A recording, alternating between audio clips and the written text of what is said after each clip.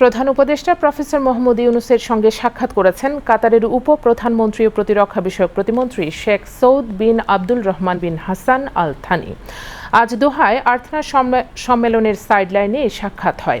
সাক্ষাৎকালে বাংলাদেশ সশস্ত্র বাহিনীর বিভিন্ন শাখার ৭২৫ সদস্যকে কাতার সশস্ত্র বাহিনীতে প্রেষণে পাঠানোর প্রস্তাব গ্রহণ করায় কাতার সরকারের প্রতি কৃতজ্ঞতা প্রকাশ করেন প্রধান উপদেষ্টা। তিনি আশা প্রকাশ করেন এই ব্যবস্থার মাধ্যমে উভয় দেশ পেশাগতভাবে উপকৃত হবে এবং দুই দেশের সশস্ত্র বাহিনী ও রাষ্ট্রের মধ্যে সম্পর্ক আরও জোরদার হবে। প্রধান উপদেষ্টা আশ্বস্ত করেন যে বাংলাদেশ সশস্ত্র বাহিনীর জাতিসংঘের শান্তিরক্ষা মিশনে ৩ দশকের অভিজ্ঞতা, শৃঙ্খলা এবং পেশাদারিত্ব কাতার সশস্ত্র বাহিনীর জন্য কাজে লাগাবে।